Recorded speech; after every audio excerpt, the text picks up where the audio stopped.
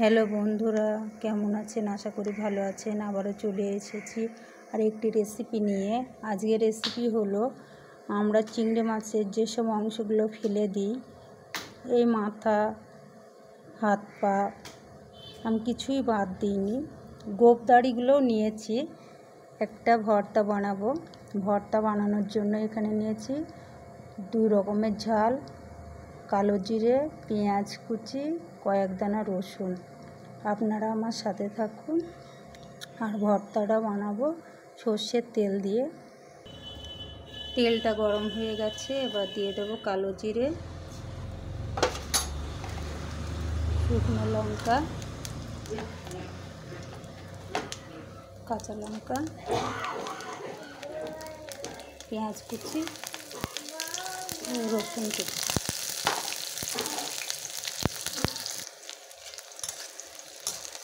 এটা একটু ভাজা হয়ে গেলে চিংড়ি মাছের মাথাগুলো দিয়ে দেব।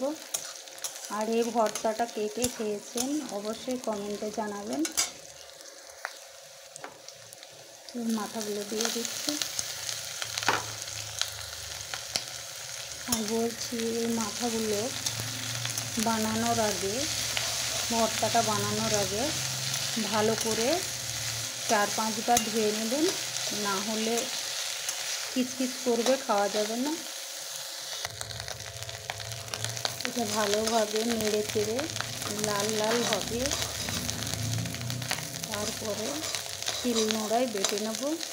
আর ভাজা না হলে বাটা হবে না। আমি এখানে এখনও লবণ ব্যবহার করিনি। লবণ দিলে জল বার হবে। লবণটা আমি শিলনোড়ায় বাটার সময় দেব। ভাজা হয়ে গেছে। আর কেউ আমাকে পাগল বলবেন না প্লিজ। এইভাবে বানিয়ে দেখবেন, খেতে দারুণ লাগবে। শিলনোড়ার ওপর দিয়ে দিচ্ছি।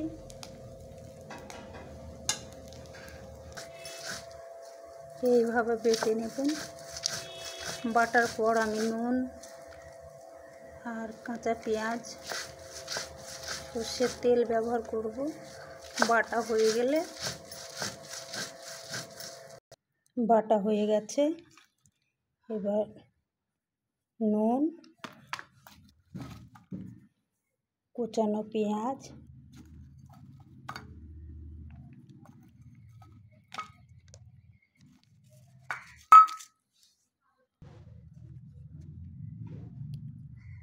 অল্প একটু তেল, এবার এটা মাখিয়ে ভাতের সঙ্গে খেয়ে দেখুন।